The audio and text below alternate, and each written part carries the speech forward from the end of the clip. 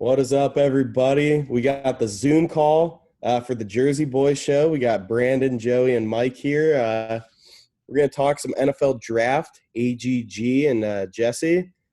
And then we're going to have Alan York hopefully join the show. If he do figures a little that out. season recap for the basketball team. Yeah. So it's Cool. good stuff. Big hype. So the first pick out of all of us was Mike.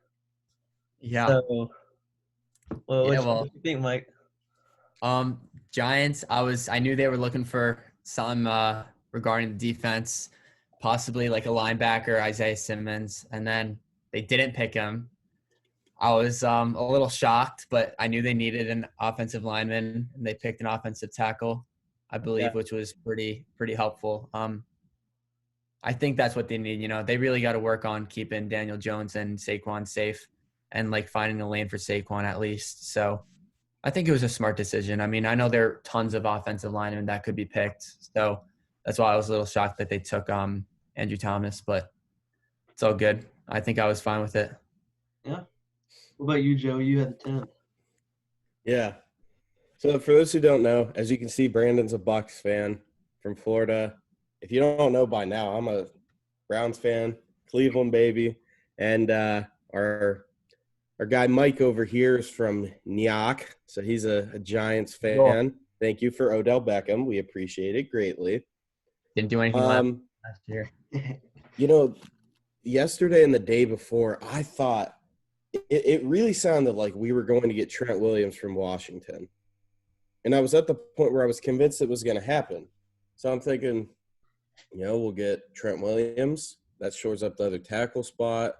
So now we can explore other options. And I thought we were going to trade down a little bit and then pick one of those top receivers. So I had Jerry Jeudy, then Justin Jefferson, then Ruggs and Lamb. Those were like my top guys. But I'm happy with the way it went. I would have rather had Trent Williams than any of those four guys just because he's proven. And anytime you draft a guy, it's always a risk, no matter how sure you think they will be. But I like the pick. Joe Thomas endorsed the pick, and I respect anything that Joe Thomas says. So, and the Browns can still get a big-bodied receiver later in the draft, whether it's T. Higgins, Chase Claypool, AGG. So I'm excited. That would be funny if you guys got AGG. If any of us got AGG, you know? I'd be freaking hyped. Yeah. I'm going to get an Antonio Gandy-Golden jersey if he goes just about anywhere. Now, if he goes to, like, Baltimore or Pittsburgh. Oh, him in Baltimore. Or Atlanta. AGG in Baltimore would be unreal. Or New England. New England doesn't have a quarterback. Because he's my quarterback now. Jalen. Because I got Tom. And Gronk, apparently. All right, relax. It sounds like we get it. It sounds like your ex is going to Pittsburgh. That's the latest on Jameis. What, Jameis? Yeah, that's the most likely landing spot, they say now. So, I mean, I believe it. I think with a coach that believes in him, he'll do good. I mean, I think Mike Tomlin, if they get him, would believe him. Big Ben is kind of getting to the end of the road, I think. He's done. I'm sorry. I respect you, Mike. Yeah. No, straight up. So, yeah, with the 2021 Super Bowl champion Tampa Bay Buccaneers at 14, we picked my guy Tristan Wirfs from Iowa. Second place. I thought the Giants were going to pick him up. I did too. Either him or Isaiah Simmons, and no. Second, because apparently somebody was trying to trade up to 13, which was the Niners pick right before us. Somebody's trying to trade up to go get him. And what's kind of weird for a second, I thought we were gonna have back-to-back picks, and I was like, we're gonna get Jerry Jeudy and Tristan Wirfs and be the best team that I've ever seen. I really thought that the Giants were gonna go with either Wirfs or Wills because they're gonna play him. They're gonna play Thomas at right tackle, and Wirfs and Wills both played right tackle in college. Yeah. Obviously, when you're that good of a player, it's probably not that difficult to switch from right to left, especially when you just do the training and practice and all that. Yeah. So I guess I was a little bit surprised they didn't go with one of them. it seems like there were 2 teams that needed left tackles, 2 that needed right. And of those top 4 linemen, 2 of them are right tackles and 2 of them were left. Yeah. And it seems like they all went to the opposite teams. Oh, yeah. Because Cleveland needs a left tackle. The Bucs needed a right tackle. The Bucs needed anything on the offensive line. Yeah, you just needed a top guy, so that's good that you got. Honestly, I'm chilling with it. I think tonight, which is like the second round of the draft, I think we're gonna go get a running back tonight. If we ended up getting it's a smart move. If we end up getting DeAndre Swift, it's a win for me. I'm okay with it. You're running back now. Yeah, I was really okay. I was really surprised. Hey, you know what's funny though? What? Of the three of our teams, I have the best running back. Yeah. So. Wait. Excuse me? Yeah, I have the best running back. I'm sorry. I don't think I can agree with that statement. If Saquon played for a better team that had a better O-line, he'd be better. Anyone can be better. Dude, Cleveland's O-line was one of the worst, and Nick Chubb almost won the rushing title. He would have won the rushing title last year if Freddie Kitchens would have ran the ball more. Instead, every time we got to third and short, it was freaking play action, deep pass downfield. If we had better coaching, this dude would have won the rushing title. I don't know. I think Saquon's got more athleticism and he's more powerful, but whatever you say. Are there. Like Saquon's a speed back, not a power back. Saquon's a better all-around back, but Nick Chubb just had a better season last year. Nick Chubb's a lot like Derrick Henry, where it takes like 5 guys to tackle him. Yeah. It's true. But so talk about Antonio Gandy-Golden. Obviously, we'd all love to see him on our team. I really don't, because he won't get the ball on my team. True. Like, I want him to go to one of y'all's teams because he'd get the ball a lot. He'd be a starting receiver. The thing about the Browns, people say the Browns don't need a wide receiver. Well, that's wrong for 2 reasons. Because they're trading Odell. We're not going to trade Odell. But the thing, even with Odell and Jarvis is like the slot guy. Then you have Odell, who's just an overall. We need more depth because we have like no one after those 2 on our roster. But the Browns need a deep ball, like jump ball, tall receiving threat. And that's what AGG does. And that's why he's in my top 3 of the receivers that are left with him, Claypool, and Higgins. I think T. Higgins is the best overall available right now. T. Higgins is of those 3, he definitely is. Yeah. T. Higgins is a ball. I had him go in my first round. So I'd love to see AGG on my team, but if I can't see him on the Browns, I want to go to a team that has nice uniforms. So I guess that's a great segue into all these new uniform reveals. Yeah. Brandon, you guys got new unis. We got new unis, even though they're both basically the old uniforms that we just went back to. Oh, I love them. I like ours too, probably the most, the Bucks and the Browns. I don't really like. I like the Chargers. I don't really like the Chargers. The only thing I don't like about the Chargers, I hate the numbers on the helmet. That just doesn't fit. Allen's in. Allen's in? Yeah. There we go. Hey, there he is. We got Alan York on the call now. How we doing, sir? How we doing? Can you hear us?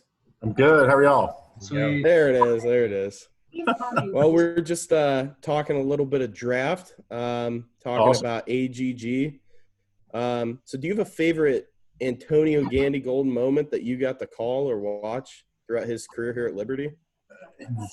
Man, there's a number. I know all these social media videos are out on AGG. He put one out. We put one out. ESPN put one out. And a couple of the clips from the Baylor game back in 2017, which were just kind of put him and Buckshot on the map, even though they were sophomores that year. Yeah. And we played, I want to say, his freshman year, 2016. I know we played Virginia Tech, and then Buckshot took over for Stefan Masha. And one of the first few home games we had, I want to say Monmouth maybe it wasn't Monmouth. There was a touchdown pass to Tony on the left sideline, and he walked a tightrope it might have been his first touchdown or one of his first few that he had. And you kind of started to say, wow, okay, we have something special going here. But if there's one, I mean, I'd say the Baylor game and possibly another indelible image, his touchdown against Georgia Southern, last game he will ever play for Liberty, and the Cure Bowl. So those are a couple that will really stand out to me for sure. I mean, he had a number of one-handed catches that didn't go for touchdowns that everybody's going to ooh and ah about, and rightfully so. He's the best we've ever had. Yeah. I think that I mean, I always think that catch against Rutgers. Yeah. Yeah. That was remarkable. That was like the one that I got that to was see. A stinker of a game, though, at the end. We couldn't stop their quarterback from running. I do think it was a winnable game. But it was a great catch, no doubt, and was one of the final 4 plays in our bracket challenge a couple of weeks ago. So it was a phenomenal play as well. Yeah, I think the final matchup of that was that play, and then was it Darius's dunk in the championship? It was Darius's dunk against a Anna Keebler women's lacrosse goal, and that actually won. And so congratulations, shout out to Kelly Nangle and the lacrosse team for getting some votes down the stretch for Anna Keebler to win that. But she was up against Darius's dunk against Lipscomb in the title game. With all due respect, I disagree with that. I'll leave that to the ones Darius that voted. McGee is like 5'8" or 5'9", and this dude got some bunny hops, and then Antonio's out here mimicking my guy Odell Beckham. But you know what? Won Liberty, so I can't complain with it. So, Cinderella story all around for sure. Exactly right. Yeah, that's what Liberty does best, So I guess speaking of Darius and basketball, the season didn't end how we wanted it to. We got the March Madness berth, but we didn't get March Madness. So there was a lot of memorable moments about this year. Made a lot of history. The last season in Vines, the most wins in a single season, the greatest graduating class we have ever had. But what was your favorite game of the year, in your opinion? Other than the ASUN title game, because that's probably most people's. Oh, man. That's a tough one. It's a tough one. I mean, a lot of the road games were fun, unless you had ESPN Plus to watch it or, an app or radio to listen to us. I don't know. We had a game at North Alabama. They're all important. I don't want to say any game is not as important as the other, but just watching Caleb Homesley, I mean, he had like 26 in the first half. It was incredible. That game. It was just like sitting there like, okay.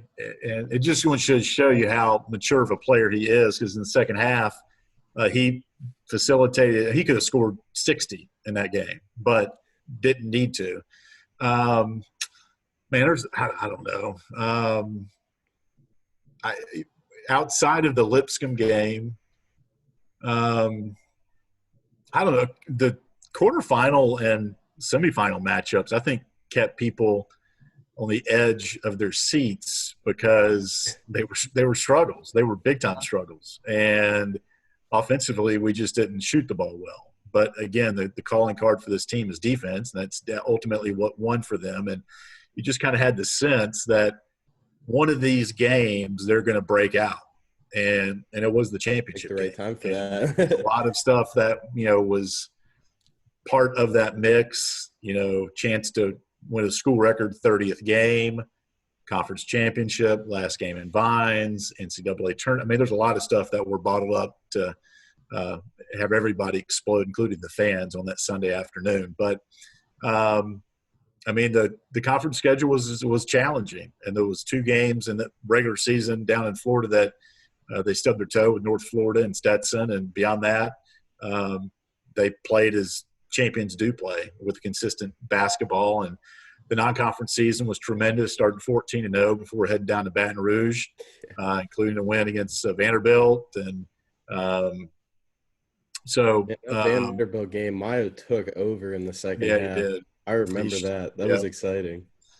He certainly did. And we posted an interview with Kyle Rode today that A dog. kind of dove into a little bit about, what is closure? Do we need closure? Is there such thing as, who believes in it, who doesn't? And I asked Ritchie that earlier this week, and they both answered the question, a little bit the same, but in some ways different than the next person. Some people need closure, some don't. And there'll always be a what if, and that's what Ritchie said. There will always be a what if about this season. But if you let the what ifs terrorize you, then you can't have that happen. And so at the end of the day, what we're going through right now, we can control the spread and the curve and all that stuff, but you can't control if you knew that it was going to encroach the entire world, maybe somebody would have done something differently that did bring it into the United States. But you don't know because it's invisible. It's one of those things. So we can't control what happened, and we can't control the tournament being canceled. But there aren't many teams, guys, that in the season winning a championship and winning your last game. And we were one of a few that were able to do that. I say we like I scored a basket. They were one of a few teams that were able to do that. So I'll always use that as kind of motivation to get me through the summer, knowing that that last image of the dynamite senior class was hoisting a championship trophy, which a lot of people and a lot of teams weren't able to do. Yeah, getting to storm the court, and that was amazing. So obviously you got to look to the future. So we lose the 4 seniors, and so we know who a couple of our starters are going to be. But who do all of you guys think is going to be the starting lineup? I mean, personally for me, it's I don't know much about Lil CP and Chris Parker, but I think that we recruited him to play. So I'm going to assume that he's going to be a starter. So I'd say him and Darius, and then probably Cuff at the 3, and then Rode and Shiloh, and almost more of a small ball type lineup. What are your guys' thoughts on that?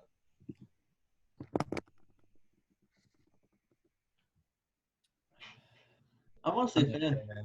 I'm looking forward to seeing Martin Maid's going to be playing, right? Oh, yeah. I'm looking Keegan's back now, too. Keegan's back, yeah.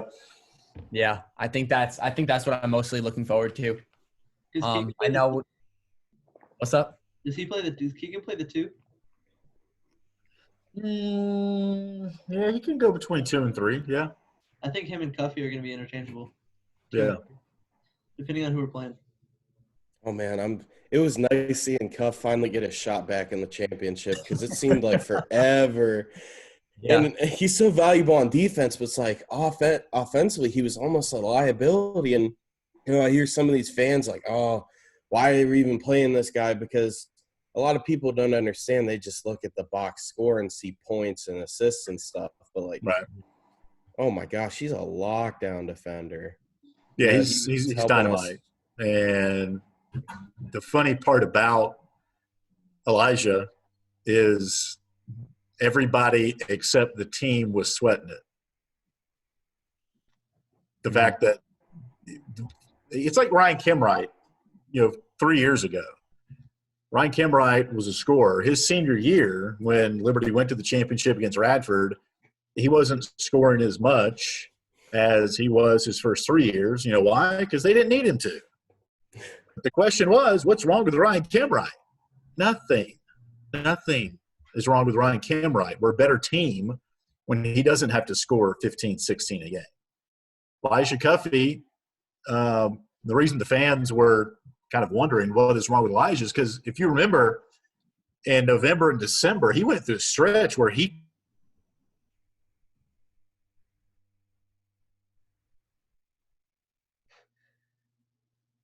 Did we lose him? That a little bit. Oh, no. I think he got frozen for me. Yeah, no, for all of us. Frozen for me, too. Okay. Well, yeah, so what the point that he was trying to make, I think, was like nobody was sweating within the back, team. Okay, sorry. My internet's not. No, you're good. The ironic thing is the team wasn't worried about Elijah Cuffey. And so and Ritchie would say that when people would ask him about Elijah Cuffey. He was like, he does so much more than score. And the team doesn't need him to score. But I was saying earlier in the season, he went through a stretch in November, December where he didn't miss. And that's why fans were like, okay, why isn't he shooting? Why isn't he scoring? People just because they're playing doesn't mean they have to score points. Yeah. It's kind of like Caleb at the beginning of the year. You know, Caleb got off to a slightly rough start, and then obviously he had a nagging injury, but second half of the season he was popping off and won ASUN Player of the Year, and rightfully so. So Lipscomb fans are just still crying about that. Saltier than the Pacific Ocean right now. So, but I'm excited for next year with the new arena. It's should be fun. It will be. So, whole new beginning. I think it's going to be really great. I wonder how far we're going to get into into everything. Like, do you think do you think there's a chance for the championship again? Or do you think that's gone now with because I know, I mean, all other colleges are in the same boat. Like, they're losing players too. They're losing seniors, but I wonder how it's going to go out. I mean, Coach is pretty optimistic that, not his words but mine, but multiple times in the last month I've heard him talk about buying and contending again for a third straight championship. And, back-to-back's great. If you get 3 in a row, you're talking dynasty, in my opinion, in college athletics. There aren't many teams that have done that. Winthrop at our level has done that back when Liberty was in the Big South, and Winthrop was winning championships when Greg Marshall was there. Gonzaga, Duke. But you're starting to get 3 in a row. Then you're talking, in my opinion, and you can put that up against whatever, but a dynasty in the making for sure. And I'll go on record to say that. Just like Ritchie earlier this year said, of the 4 guys graduating, they merit having their jerseys hung in the Vine Center, and I don't disagree at all. Strong words, but they backed it up for sure. Soon. Yeah. So, and I've been very public, especially about Caleb, saying that there better be a Homesley jersey hanging in that new arena in the next couple of years. So, I think that he deserves to be the first it won't happen in the next couple of years, but in due time it'll happen for sure. Oh yeah, I'd say give it 3 to 5 years probably. So, and I really hope he can make an NBA career. That'd be pretty hype. Yeah. Cleveland can always pick him up. I'd be more than happy. He can be our next LeBron James. There you go. No doubt. Same player. Yeah, it's going to be an interesting season in the ASUN next year. I mean, Liberty's graduating a lot of guys. Lipscomb's graduating a lot of guys. Zach Cooks from NJIT announced he's going to the draft. He also said he's leaving up the opportunity to return. So yeah, I don't think he's going to get drafted this year. So I have a feeling he'll be back. North Florida's losing he's everybody. Not trying to transfer to a bigger program though. Yeah, North Florida's losing Gandy-Golden. Yeah, North Florida's losing a lot of talent as well. Stetson, believe it or not, bringing back a lot of guys. Stetson's going to be a team that I think is going to make some noise next year. They're bringing a lot of their guys back. So it's going to be an even playing field for sure. But given the fact that Liberty's won the last 2 ASUN championships, obviously that alone is not going to win them games. But it will make teams think, okay, we got a pretty consistent program coming in to play us next time. But you still have to go out and play. And I was talking to Kyle Rode yesterday about, the first time they get back to practice, whenever that is, there's going to be a time, I think, in practice where they're going to look and be like, okay, where's Caleb? Where's Scotty? Where's Maya? Where's Georgie? And it wouldn't surprise me if the coach brings that up, like, look, they're not here. And I think he may have done that once or twice this year with Lavelle. Like, Lavelle's not here. he's not here to stop. So who's going to make that play? And it's going to be weird to start because and Kyle even said last year coming in as a freshman, hearing a lot about Caleb Homesley, and now looking to his left, and there he is playing on the court with him and getting through this freshman year. Now they're gone.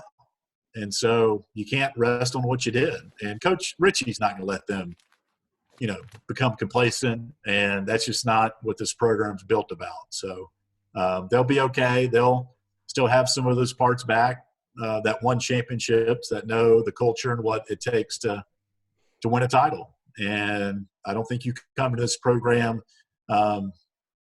thinking that it's going to be easy, because it's not, because it's just, you play teams that have won championships, and they're not going to make it easy on them. And these 5 kids coming in, including Chris Parker, who is on a video chat with Matt Warner from our TV crew. They posted that today. So if you want to hear from one of the newest Flames coming in, check out Game On's post on Chris Parker. And I don't think a JUCO comes in wanting to sit and not play. And I don't think you bring in a JUCO without intentions of having them play, like a Keenan Gums a couple of years ago. So we'll see how it all shakes out. A lot of time between now and November. But each day that passes with this COVID-19 is one day closer to that season starting. So it'll be here before we know it. Yeah. Absolutely.